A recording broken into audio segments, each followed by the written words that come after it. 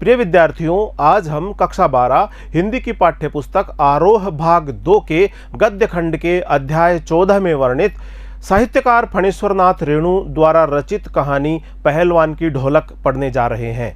साहित्यकार फणीश्वरनाथ रेणु के व्यक्तित्व के बारे में हमने वीडियो भाग 1 में जान लिया है। इनके व्यक्तित्व के बारे में हमने जाना, इनके कृतित्व के बारे में हमने जाना। आज हम इनके द्वारा रचित कहानी पहलवान की ढोलक पढ़ने जा रहे हैं। पहलवान की ढोलक जो कहानी है, यह साहित्यकार फणीश्वरनाथ रेणु की प्रतिनिधि कहानियों में से एक कहानी मानी जाती है। इसमें कथानायक लुट्टन सिंह पहलवान के जीवन की गाथा को दर्शाया गया है, जिसके अंतर्गत उसकी जिजीविषा, जीवन जीने की प्रबल इच्छा और उसकी हिम्मत का बहुत ही सूक्ष्म और मार्मिक चित्रण किया गया है। यह कहानी कथाकार रेणु की समस्त विशेषताओं को एक साथ अभिव्यक्त करती है। रेणु की लेखनी में अपने गांव, देहात, अंचल एवं संस्कृति को सजीव करने की अद्भुत क्षमता देखने को मिलती है। ऐसा लगता है मानो हरेक पात्र वास्तविक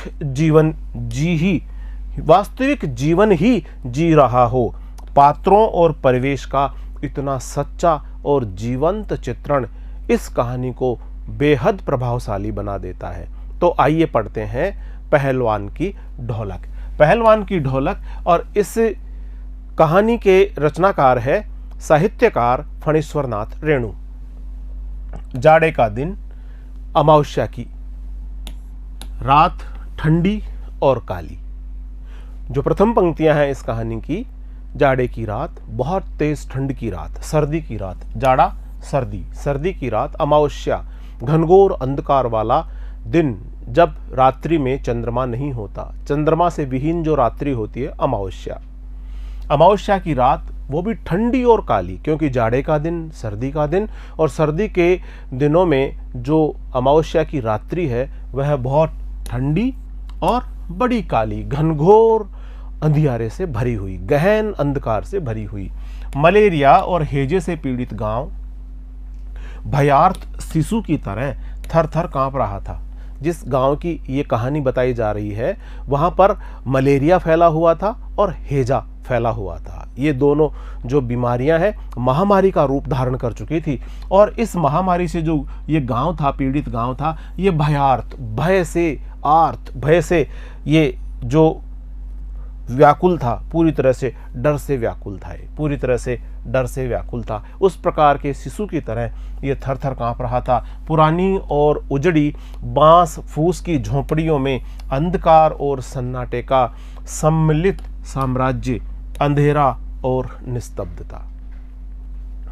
अमावस्या का दिन, मावस यानी कृष्ण पक्ष की अंतिम रात को अमावस्या कहा जाता है। मलेरिया एक प्रकार का बुखार, जूड़ी या एक प्रकार का बुखार, भयार्थ भय से व्याकुल या डर से व्याकुल, साम्राज्य शासन होना, और निस्तब्धता का आशय होता है पूरी तरह से शांति होना। कहानी में हमने देखा सर्दी का दिन है, अमावस्या की रात्रि है, बहुत ठंडी है, बहुत काली है, और इस प्रकार से जो पूरा का पूरा गांव है ये पीड़ित है हैजे से और मलेरिया से, और पीड़ा की मात्रा इतनी अत्यधिक है कि ये पूरा का पूरा गांव भय से कांप रहा है, भयार्थ, भय से बिल्कुल पीड़ित है, भय से कांप रहा है। उस प्रकार से जैसे एक नन्हा शिशु भय से थर थर कांपता है, शिशु की तरह थर थर कांप रहा था। पुरानी और उजड़ी बांस फूस की झोपड़ियां, उस गांव की अधिकांश झोपड़ियां बांस से बनी है, फूस से बनी हुई है। कच्चे घर वहां उस गांव में अधिकांश मात्रा में है, और वहां पर जो अंधकार है अमावस्या का और उसका सन्नाटा, इन दोनों का सम्मिलित साम्राज्य अंधेरे और निस्तब्धता में अपने आप को व्यक्त कर रहा है। यानी वहां पर अंधकार है, अंधेरा फैला है, सन्नाटा है, इसलिए निस्तब्धता है। इस प्रकार से वहां पर काली अंधेरी अमावस्या की रात्रि में अंधकार फैला हुआ है, चारों तरफ सन्नाटा फैला हुआ है, गांव में हैजा और मलेरिया की महामारी का प्रकोप फैल रहा है, और इस प्रकार अंधेरी रात चुपचाप आंसू बहा रही है। कहानीकार इस पंक्ति के माध्यम से हमें बता रहा है अंधेरी रात का मानवीकरण किया जा रहा है और इसके माध्यम से बताया जा रहा है कि अंधेरी रात चुपचाप आंसू बहा रही है। निस्तब्धता, अंधेरी रात चुपचाप आंसू बहा रही है। अंधेरी रात में जो ठंड का मौसम है उसमें अमावस्या की रात्रि एकदम निस्तब्ध और शांत रात्रि, और जब ओस की बूंदें पड़ती है तो इस प्रकार से ऐसा लगता है मानो रात्रि आंसू बहा रही हो। रात्रि का मानवीकरण इस प्रकार से किया गया है कहानीकार द्वारा। ऐसे लग रहा है अंधेरी रात चुपचाप आंसू बहा रही हो, जो ओस की बूंदें टपक रही है तो उनसे ऐसे लग रहा है जैसे अंधेरी रात आंसू बहा रही हो, बहुत पीड़ा में हो, बहुत दर्द में हो, कराह रही हो और आंसू बहा रही हो। निस्तब्धता करुण सिसकियां और आहों को बलपूर्वक अपने हृदय में ही दबाने की चेष्टा कर रही थी। निस्तब्धता, एकदम जो शांति से भरा हुआ वातावरण है, करुण मानी करुणा से भरा हुआ, करुणा से भरी हुई जो सिसकियां निकल रही है, जो पीड़ित लोगों के जो बहुत दर्द से, अंतर के हृदय के दर्द से जो पीड़ा निकल रही है, इस प्रकार की सिसकियां और आह हृदय की अंतरतम दर्द की अभिव्यक्ति हो रही है, आह के माध्यम से को बलपूर्वक अपने हृदय में ही दबाने की चेष्टा कर रही है। चेष्टा का आशय होता है प्रयत्न करना, कोशिश करना। आकाश में तारे चमक रहे थे, पृथ्वी पर कहीं प्रकाश का नाम नहीं। आकाश में तारे चमक रहे थे, अमावस्या की रात्रि थी, लेकिन धरती पर कहीं प्रकाश का नाम नहीं। धरती पर तो गहन घनघोर अंधियारा था।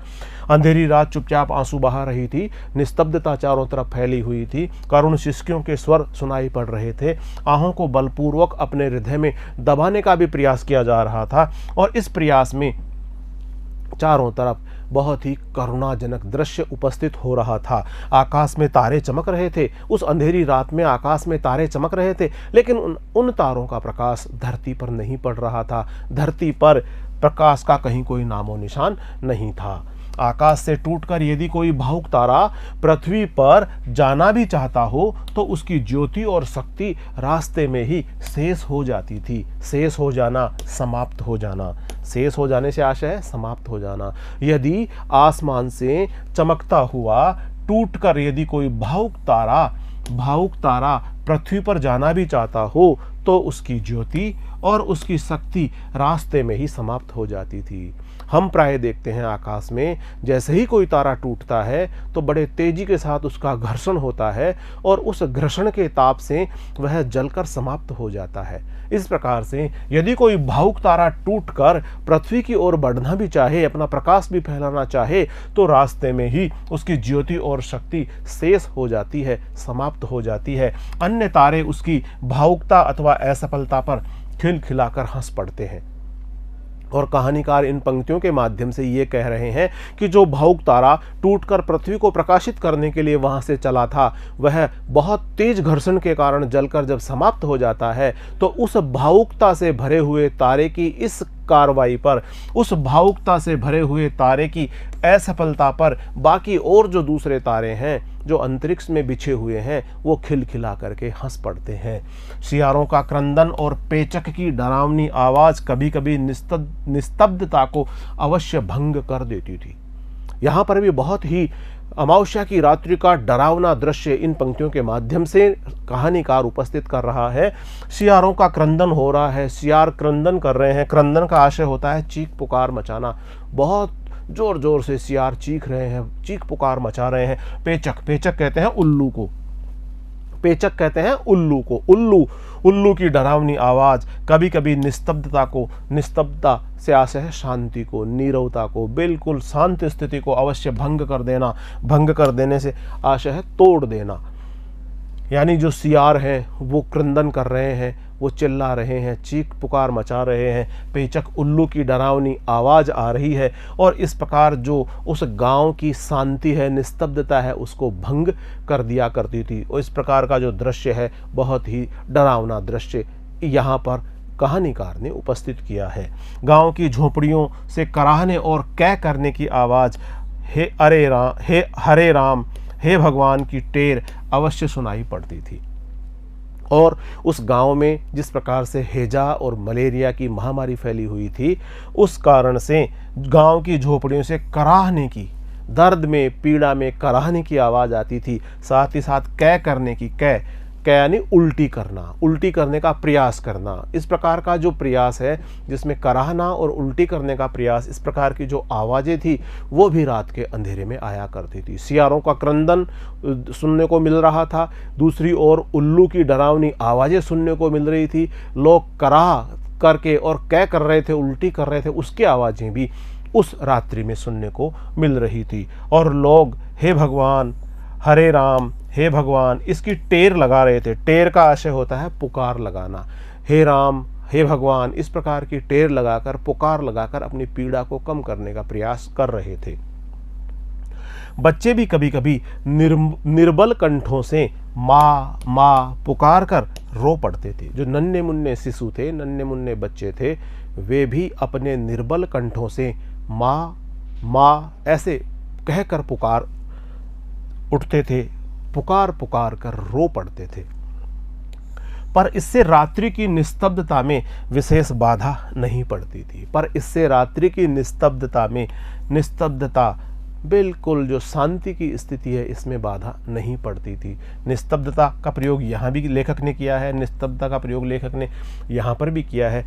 और इस प्रकार से निस्तब्धता शब्द का लेखक ने इस कहानी में कई बार प्रयोग किया है। कुत्तों में परिस्थिति को ताड़ने की एक विशेष बुद्धि होती है। कुत्तों का इस प्रकार का गुण होता है, कुत्तों में इस प्रकार का गुण पाया जाता है कि वे परिस्थिति को ताड़ लेते हैं। ताड़ने का आशय होता है समझ जाते हैं, भांप जाते हैं, उसको पहचान जाते हैं कि एक विशेष बुद्धि उनके अंदर होती है। वे दिन भर राख के घूरों पर गठरी की तरह सिकुड़कर मन मार कर पड़े रहते थे।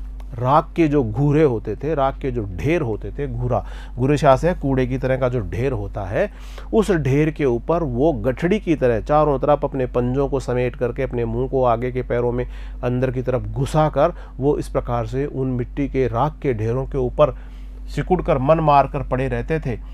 संध्या या गंभीर रात्रि को सब मिलकर रोते थे। और कुत्तों के बारे में कहा जा रहा है कि जब संध्या का समय होता अथवा गंभीर रात्रि का समय होता तो सारे के सारे कुत्ते मिलकर के रोते रहते थे। वो भी गांव की पीड़ा के साथ अपना स्वर मिला दिया करते थे। रात्रि अपनी भीषणताओं के कारण भीषणताओं के साथ चलती रहती। और इस प्रकार उस गांव में जो रात्रि का गहनतम अंधकार है, निस्तब्धता के साथ में, पूरी शांति और चुप्पी के साथ में, अपनी भीषणताओं के साथ चलता रहता।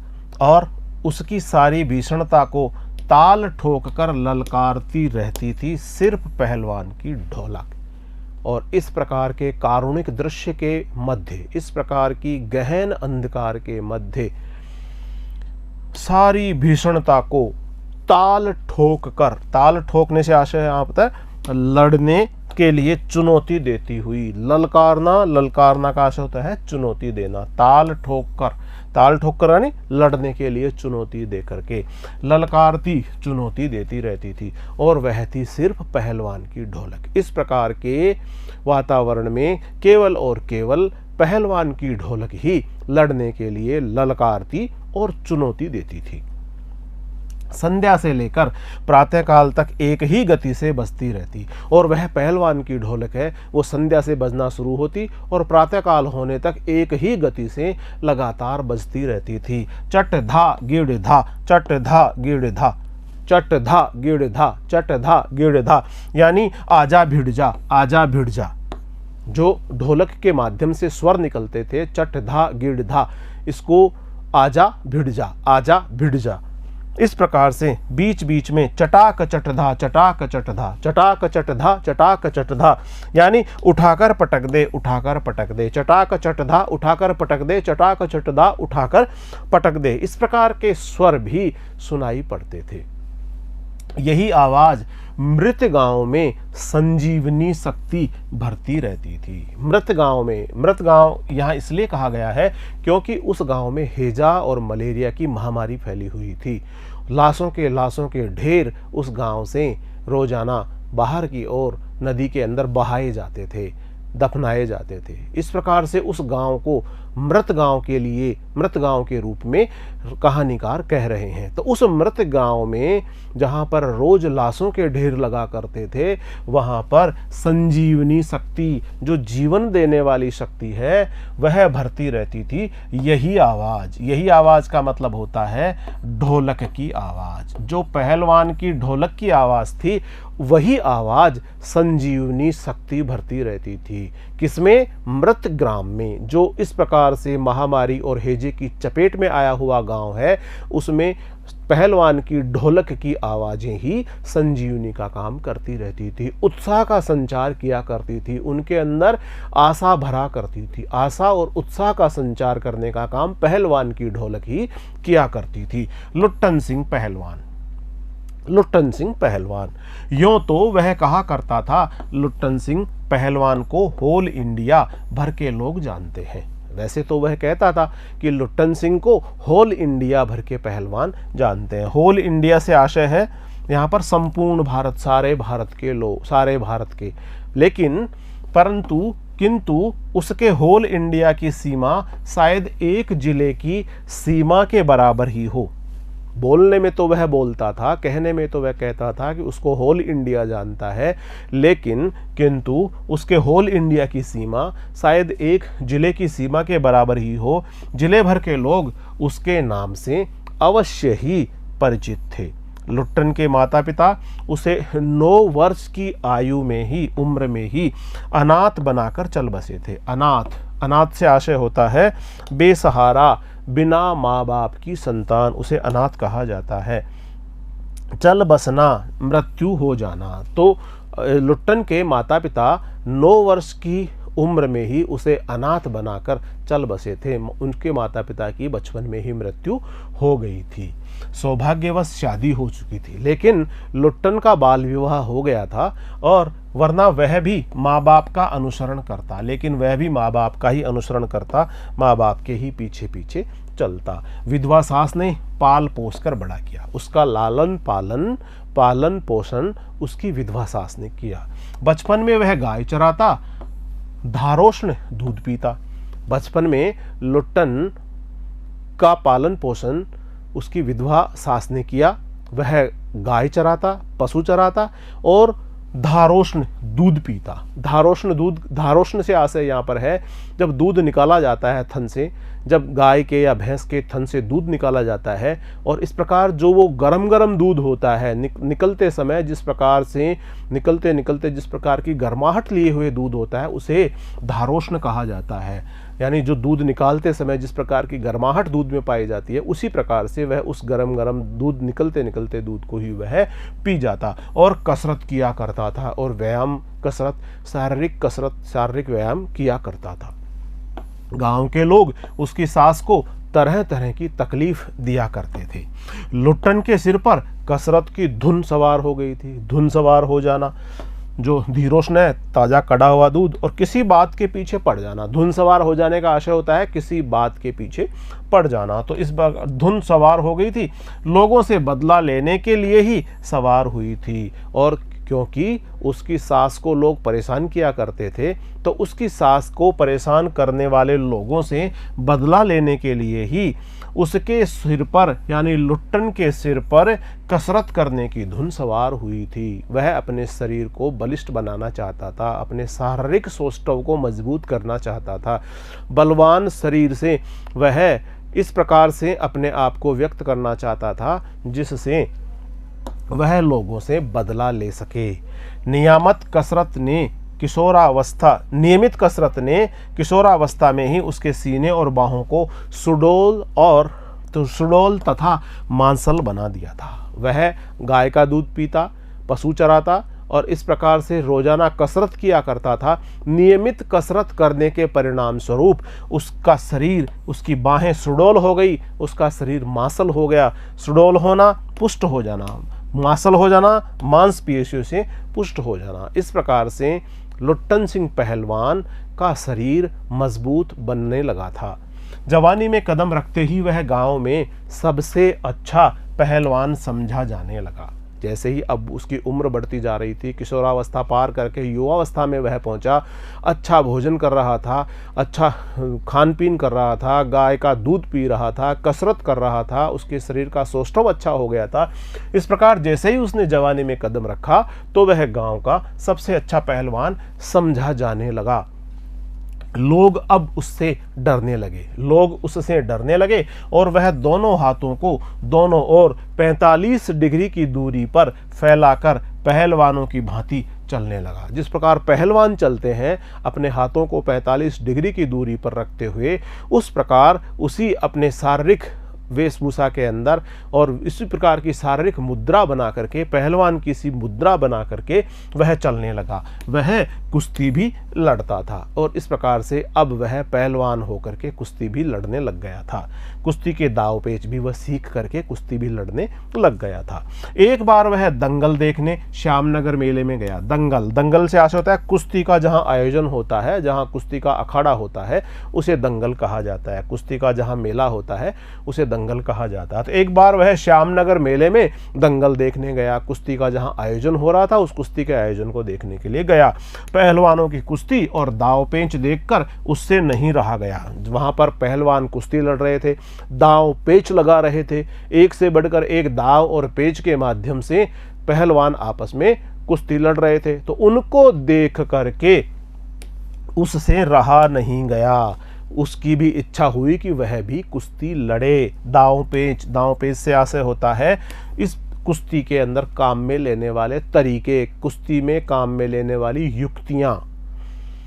जवानी की मस्ती और ढोल की ललकारती हुई आवाज। अब वह जवानी की मस्ती में और ढोल की जो आवाज बार बार उसके कानों में पड़ रही, उससे उत्साहित होकर ललकारती हुई आवाज ने उसकी नसों में बिजली उत्पन्न कर दी। बिजली उत्पन्न करना, जोश भरना, उत्साह का संचार कर देना। उसकी नसों में बिजली भर दी, उसकी नसों में उत्साह भर दिया, उसकी नसों में जोश भर दिया। वहाँ पर जो कुश्ती हो रही थी, पहलवान एक दूसरे के साथ में दाव पेच लगा रहे थे, ढोल की आवाज़ आ रही थी, उसका लुट्टन सिंह का शारीरिक सौष्ठव भी मजबूत था, उसका जो पहलवानी का अंदर का जो भाव था हृदय का, और ढोल की बजती हुई आवाज़ ने उसके नसों में बिजली सी उत्पन्न कर दी। उसकी नसों में बिजली का सा जोश, बिजली का सा उत्साह भर दिया। उसने बिना कुछ सोचे समझे दंगल में शेर के बच्चे को चुनौती दे दी और वह भी अब पहलवानी करने के लिए दंगल में उतरने की सोच करके उसने दंगल में शेर के बच्चे को उसने चुनौती दे दी। शेर का बच्चा कौन? शेर का बच्चे का असल नाम था चांद सिंह। शेर के बच्चे का असल नाम था चांद सिंह। वह अपने गुरु पहलवान बादल सिंह के साथ पंजाब से पहल श्यामनगर के मेले में आया था। चांद सिंह के गुरु का नाम था बादल सिंह। तो बादल सिंह के साथ में वह पहली बार ही श्यामनगर के इस मेले में कुश्ती लड़ने के लिए आया था। सुंदर जवान, अंग प्रत्यंग से सुंदरता टपक पड़ती थी। यहाँ पर चांद सिंह के शारीरिक बनावट के बारे में कहानीकार हमें बता रहे हैं कि चांद सिंह का शारीरिक सौष्ठव बहुत अच्छा था। उसके अंग प्रत्यंग से आशय है शरीर के प्रत्येक अंग से सुंदरता टपक रही थी, बहुत खूबसूरत वो दिखाई पड़ता था।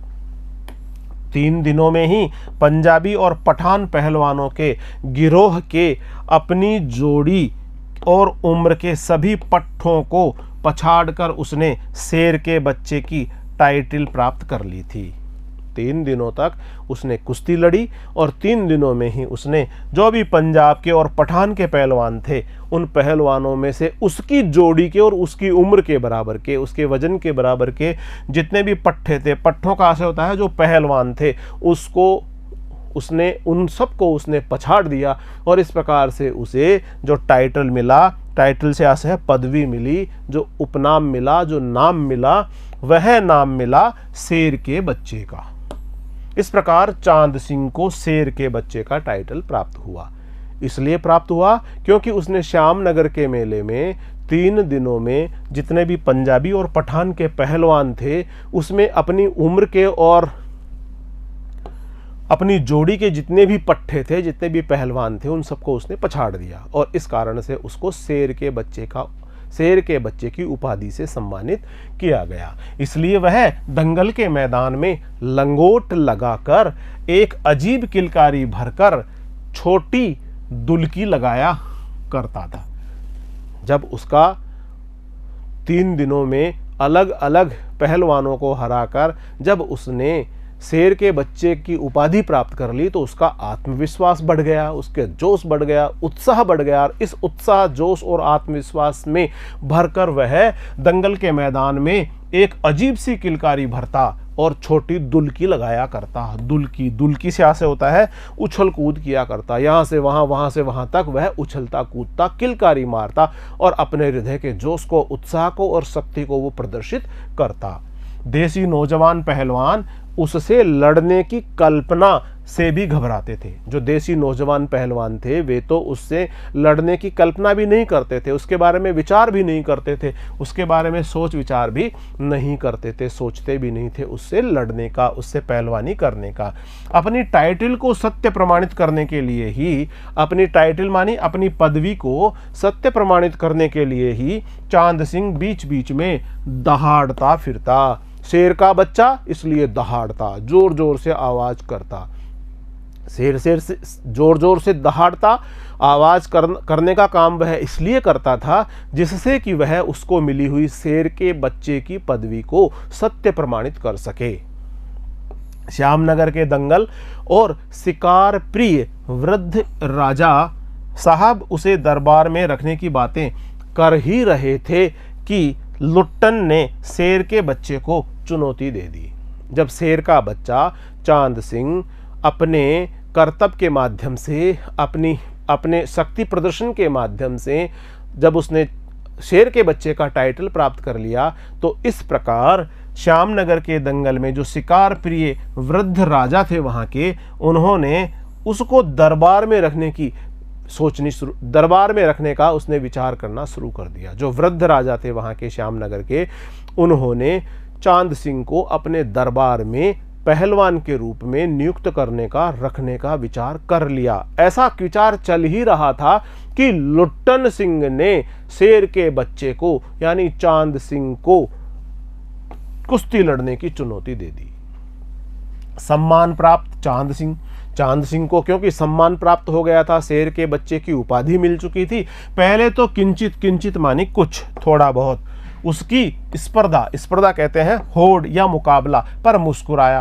पहले तो वह अपनी इस स्पर्धा को लेकर थोड़ा मुस्कुराया, फिर बाज कहते हैं बहुत बाज की तरह यानी बहुत फुर्ती के साथ, बहुत तेजी के साथ में उस पर टूट पड़ा और उसके बाद में वह लुट्टन सिंह पर टूट पड़ा। शांत दर्शकों की भीड़ में खलबली मच गई। जो भी देखने वाले, शांत दर्शकों की भीड़ थी उसमें खलबली मच गई।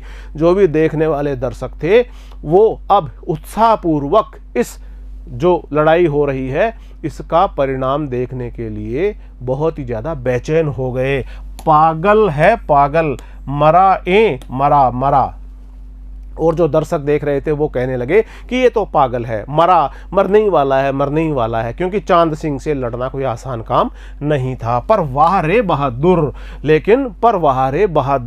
लुट्टन बड़ी सफाई से आक्रमण को संभाल कर निकल कर उठ खड़ा हुआ। लुट्टन बड़ी सफाई से उसके आक्रमण को बचा करके और संभल करके खड़ा हुआ और पैंतरा दिखाने लगा। पैंतरा से आशय होता है कुश्ती का दाव पेंच। पैंतरा दिखाने लगा। राजा साहब ने कुश्ती बंद करवाकर लुट्टन को अपने पास बुलाया। राजा साहब ने कुश्ती बंद करवा दी और लुट्टन को अपने पास में बुलाया और बुलवाकर उसे समझाया। अंत में उसकी हिम्मत की प्रशंसा करते हुए 10 रुपए का नोट देकर कहने लगे, जाओ मेला देखकर घर जाओ। और उसकी जो हिम्मत देखी राजा साहब ने, उसकी प्रशंसा करते हुए राजा साहब ने लुट्टन से कहा कि जाओ, ये 10 रुपए तुमको मैं इनाम में देता हूँ, जाओ मेला देखकर अपने घर लौट जाओ। नहीं सरकार, लड़ेंगे, हुक्म हो सरकार। विनम्रता पूर्वक लुट्टन सिंह ने राजा साहब से आग्रह किया, ये निवेदन किया कि नहीं सरकार, हम लड़ेंगे, हम मेला देखकर लौटेंगे नहीं, हम तो इस चांद सिंह से लड़ेंगे। तुम पागल हो, जाओ। राजा ने कहा कि तुम पागल हो, चांद सिंह बहुत शक्तिशाली है, तुम पागल हो, तुम लौट जाओ। मैनेजर साहब से लेकर सिपाहियों तक ने धमकाया। जो राजा साहब के मैनेजर थे, उसने वहां मैनेजर से लेकर के राजा साहब के सिपाहियों तक ने भी धमकाया। देह में गोश्त नहीं, देह कहते हैं शरीर में, गोश्त कहते हैं मांस, शरीर में मांस नहीं, लड़ने चला है शेर के बच्चे से। शेर के बच्चे से आशय है चांद सिंह से। सरकार इतना समझा रहे हैं, और जो मैनेजर है और वहाँ के जो सिपाही हैं, सब ने मिलकर के उसे समझाते हुए कहा कि तुम्हारे शरीर में न तो मांस है और न ही तुम्हारे अंदर इतनी शक्ति जिससे कि तुम शेर के बच्चे से लड़ सको, और राजा साहब भी तो तुमको बहुत समझा रहे हैं कि तुम उससे मत लड़ो। दुहाई सरकार, दुहाई, दुहाई कहते हैं विनती और प्रार्थना। बहुत विनम्रता के साथ में किसी चीज़ को दुहाई, दुहाई सरकार, दुहाई, बहुत विनम्रता से प्रार्थना कर रहा हूँ सरकार, पत्थर पर माथा पटक कर मर जाऊंगा, मिले हुक्म मुझे, पत्थर पर माथा पटक कर मर जाऊंगा। लुट्टन सिंह ने कहा मुझे आज्ञा मिले, मिले सरकार, मिले, मुझे आज्ञा मिले। वह हाथ जोड़कर गिड़गिड़ाता, हाथ जोड़कर विनय पूर्वक प्रार्थना करता। गिड़गिड़ाने से आशय होता है विनम्रता पूर्वक प्रार्थना कर रहा था। भीड़ अधीर हो रही थी। अधीर होना, व्याकुल होना, और भीड़ तो अधीर हो ही रही थी, क्योंकि उनको तो अब एक बेहतरीन और मनोरंजक दृश्य, रोमांच से भरा हुआ कुश्ती का खेल देखने को मिलने वाला था। बाजे बंद हो गए थे। पंजाबी पहलवानों की जमायत, जमायत कहते हैं समूह, क्रोध से पागल होकर लुट्टन पर गालियों की बौछार कर रहा था, और जो पंजाबी पहलवानों का जो समूह था वह भी लुट्टन पर गालियां दे रहा था। और इस प्रकार का जो दृश्य है वह अब दंगल में उपस्थित हो गया था। राजा साहब लुट्टन को लड़ने की अनुमति नहीं दे रहे थे। वे उससे कह रहे थे कि 10 रुपए लेकर अपने घर चले जाओ, मेला देख करके अपने घर वापस लौट जाओ। लेकिन लुट्टन सिंह विनम्रतापूर्वक गिड़गिड़ाता हुआ उनसे प्रार्थना करते हुए कह रहा था कि सरकार उसे लड़ने की आज्ञा दी जानी चाहिए। दर्शकों की मंडली उत्तेजित हो रही थी। उत्तेजित होना यानी बहुत जोश में आई हुई थी, हो रही थी। कोई कोई लुट्टन के पक्ष में चिल्ला उठता था, उसे लड़ने दिया जाए, और कुछ लोगों ने लुट्टन के पक्ष में भी चिल्ला करके उसका उत्साहवर्धन किया, उसे लड़ने दिया जाए। और अकेला चांद सिंह मैदान में खड़ा व्यर्थ मुस्कुराने की चेष्टा कर रहा था। जैसा कि चांद सिंह और लुट्टन का दंगल में कुश्ती के माध्यम से एक दूसरे से मुकाबले का एक हल्की सी झलक एक दूसरे को प्राप्त हो गई थी, तो चांद सिंह मैदान में खड़ा खड़ा व्यर्थ मुस्कुराने की कोशिश कर रहा था, मुस्कुरा रहा था। लेकिन यहाँ जो कहानीकार ने व्यर्थ शब्द जोड़ा है, इसका मतलब है कि चांद सिंह मुस्कुरा तो रहा था, लेकिन वह मुस्कुराहट खोखली थी, उसको कहीं न कहीं मन ही मन डर लग रहा था। अकेला चांद सिंह मैदान में खड़ा व्यर्थ मुस्कुराने की चेष्टा कर रहा था। पहली पकड़ में ही अपने प्रतिद्वंदी की शक्ति का अंदाजा उसे मिल गया था, क्योंकि चांद सिंह को पहली पकड़ में ही अंदाजा मिल गया था। अंदाजा से है अनुमान हो गया था अपने प्रतिद्वंदी का। अपना प्रतिद्वंदी कौन? लुट्टन सिंह के शक्ति का अंदाजा पहली पकड़ में ही चांद सिंह को हो गया था। चांद सिंह को पहली पकड़ में ही लुट्टन सिंह की शक्ति का अंदाजा हो गया था।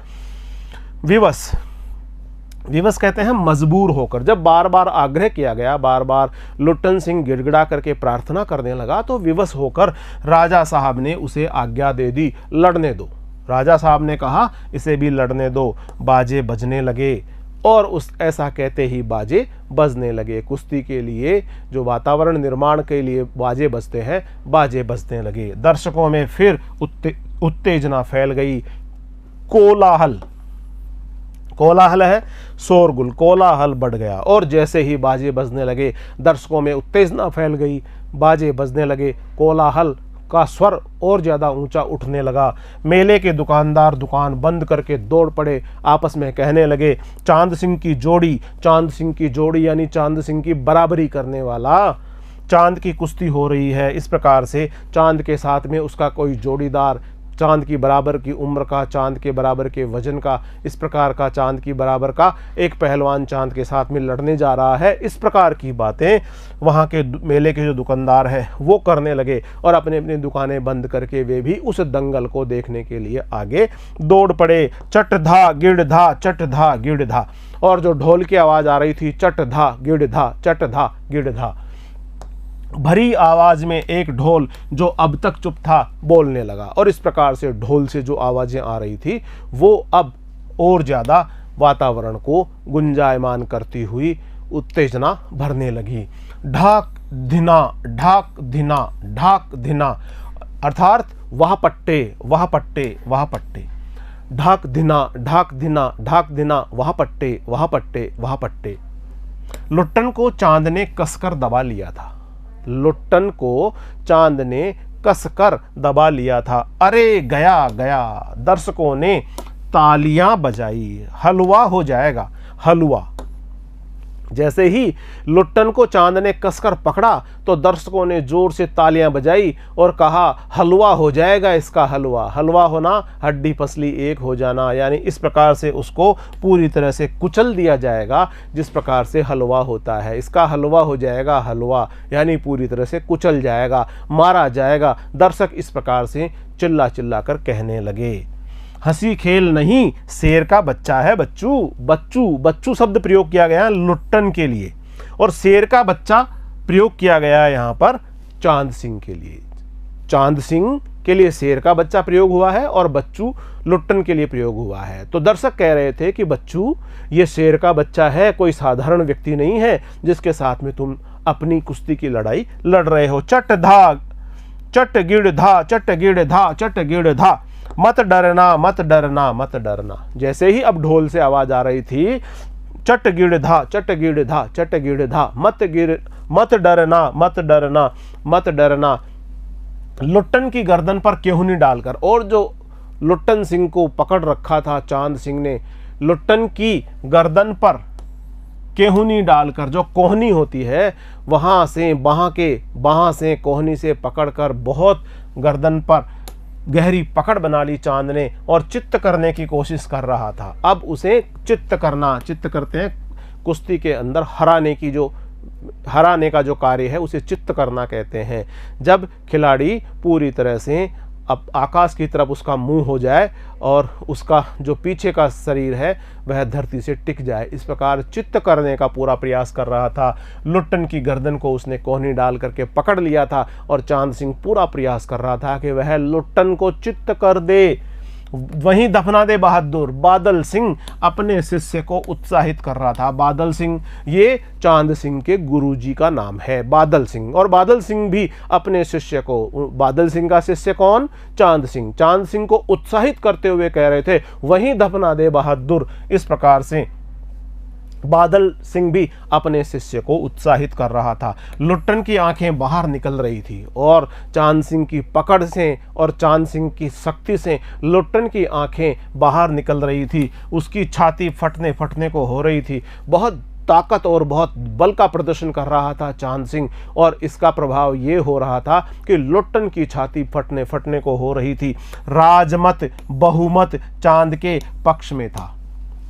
जो चांद सिंह पहलवान है उसके पक्ष में राजा जी का मत भी था। राजमत कहते हैं राजा का विचार, राजा का पक्ष, और बहुमत कहते हैं अधिकांश लोगों का भी ऐसा ही विचार था। पक्ष का की ओर होना, यानी चांद सिंह के पक्ष में राजा जी का विचार भी था और लोगों का विचार भी यही था कि चांद सिंह ही जीतेगा, चांद सिंह ही कुश्ती के इस अखाड़े में विजय प्राप्त करेगा। सभी चांद को शाबाशी दे रहे थे, उस सभी चांद की प्रशंसा कर रहे थे, शाबाशी दे रहे थे। लुट्टन के पक्ष में सिर्फ ढोल की आवाज थी। लुट्टन के पक्ष में तो सिर्फ ढोल की आवाज थी, जिसकी ताल पर, ताल कहते हैं ढोलक की आवाज, थाप पर वह अपनी शक्ति और दांव पेंच की परीक्षा ले रहा था। राजमत राजा का विचार भी, राजा का पक्ष भी, जनमत जनता का विचार भी चांद सिंह के पक्ष में था। लेकिन जो लुट्टन सिंह के पक्ष में था वह था ढोल की आवाज, ढोल का स्वर। अपनी हिम्मत को बढ़ा रहा था।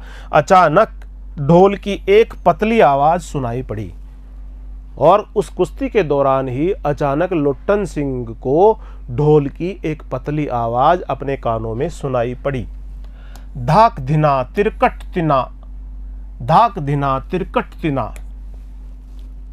जो आवाज सुनाई पड़ी, धाक धाक धिना तिरकट तिना, धाक धिना तिरकट तिना, लुट्टन को स्पष्ट सुनाई पड़ा।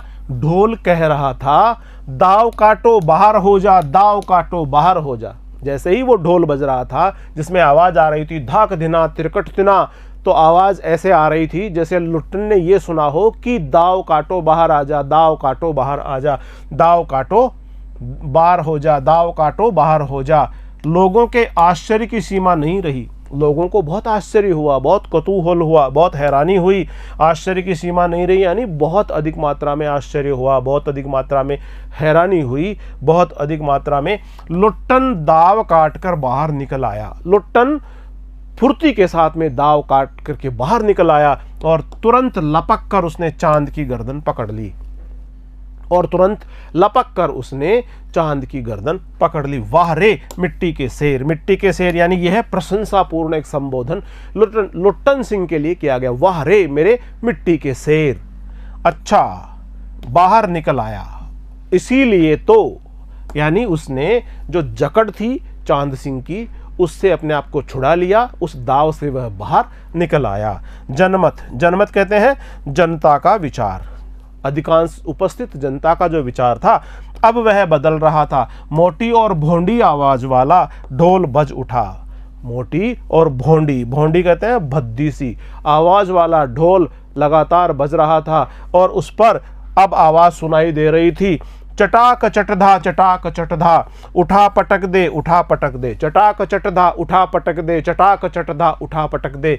लुट्टन ने चालाकी से दाव और जोर लगाकर चांद को जमीन पर दे मारा।